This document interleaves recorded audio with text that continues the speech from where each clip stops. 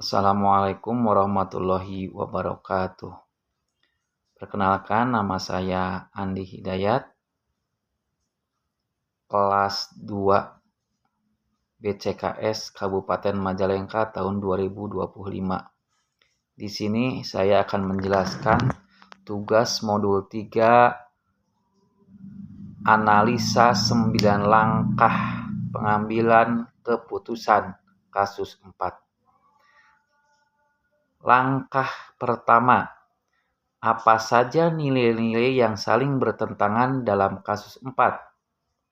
Jawabannya, nilai-nilai yang saling bertentangan adalah kebenaran dengan kesetiaan. Tari dihadapkan pada pilihan untuk jujur melaporkan Rara atau setia melindungi sahabatnya yang mengambil dompet. Langkah kedua, siapa saja yang terlibat dalam situasi pada kasus 4? Yang pertama, Tari, siswa yang menyaksikan kejadian dan menghadapi dilema moral.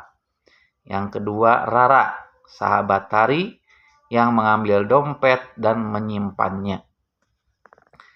3. Nina, siswa yang kehilangan dompetnya. 4. Bu Sri, guru pustakawan yang mengumumkan kehilangan dompet dan mewakili otoritas sekolah. Langkah ketiga, fakta apa saja yang relevan dengan situasi pada kasus 4? Faktanya, Rara adalah petugas piket kebersihan. Rara menemukan dompet di bawah kursi dan mengambilnya. Tidak ada orang lain yang melihat Rara mengambil dompet selain Tari. Tari dan Rara adalah sahabat dekat. Rara sering menolong Tari dalam mengerjakan tugas dan berbagi bekal. Nina, pemilik dompet, dan Bu Sri yang mengumumkan kehilangan dompetnya Nina. Langkah keempat, pengujian benar atau salah yang mana bisa dilakukan? Yang pertama, uji legal. Mengambil barang milik orang lain adalah tindakan pencurian, meskipun dalam skala kecil. Ini bisa dianggap melanggar hukum. Terus, uji regulasi. Tindakan Rara jelas melanggar kode etik atau peraturan sekolah tentang kejujuran dan integritas. Uji intuisi. Hati nurani Tari pasti mengatakan bahwa mengambil dompet itu salah dan harus dikembalikan. Uji publikasi. Jika Tari memilih diam dan berita ini sampai ke publik, Tari bisa dicap sebagai teman yang tidak jujur atau menutupi kejahatan dan reputasinya pasti buruk. Uji panutan idola. Tokoh panutan manapun akan menyarankan untuk jujur dan berani menegakkan kebenaran bahkan kepada sahabat sendiri. Langkah yang kelima, pengujian paradigma benar lawan benar yang mana bisa dilakukan? Jawabannya, paradigma yang relevan adalah kebenaran dengan kesetiaan. Tari harus memilih antara menegakkan kebenaran, yaitu mengembalikan dompet, atau setia kepada sahabatnya, melindungi Rara. Langkah keenam, prinsip resolusi yang bisa dilakukan. Prinsipnya berpikir berbasis peraturan. Prinsip ini menekankan bahwa tari harus mengikuti aturan, moral, dan peraturan sekolah tentang kejujuran. Berpikir berbasis rasa peduli. Tari bisa berempati pada Nina yang kehilangan dompetnya.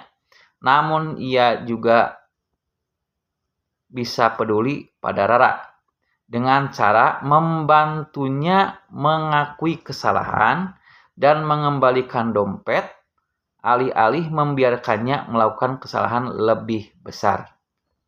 Langkah ketujuh, adakah opsi lain yang lebih kreatif, adil, dan bijak yang bisa dilakukan?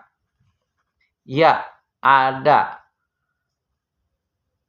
Ada opsi yang lebih bijak daripada sekedar melaporkan Rara atau diam.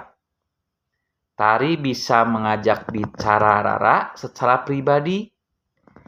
Ia bisa menjelaskan bahwa ia melihat kejadian itu dan bahwa Nina sangat sedih kehilangan dompetnya. Tari bisa mencoba meyakinkan Rara untuk mengembalikan dompet itu secara diam-diam ke Bu Sri atau langsung ke Nina.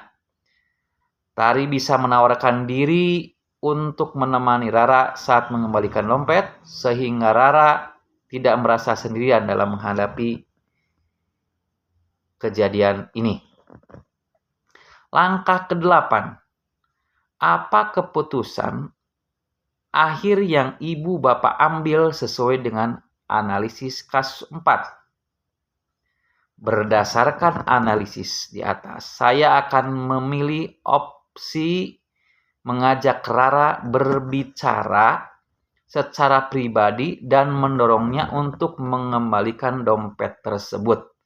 Saya tidak langsung melaporkannya, karena itu bisa merusak persahabatan mereka dan membuat Rara merasa dikhianati.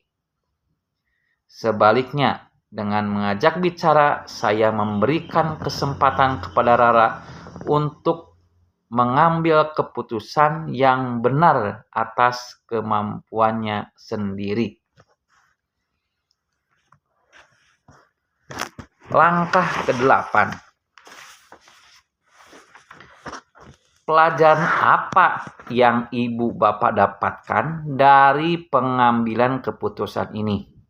Dan bagaimana pelajaran tersebut dapat memperbaiki pengambilan keputusan ibu bapak di kemudian hari.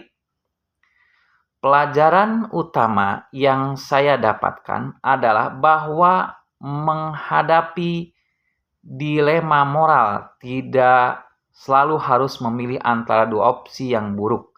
Seringkali ada jalan ketiga yang lebih bijaksana. Pertama, saya belajar bahwa komunikasi empati sangat penting daripada langsung menghakimi. Lebih baik memahami perspektif orang lain dan membimbing mereka ke jalan yang benar. Pelajaran ini akan memperbaiki pengambilan keputusan yang di kemudian hari dengan selalu mendorong saya untuk mencari solusi yang tidak hanya adil, tetapi juga penuh empati dan kreatif. Demikian uraian penjelasan tugas modul 3 kasus 4. Semoga bermanfaat. Terima kasih. Wassalamualaikum warahmatullahi wabarakatuh.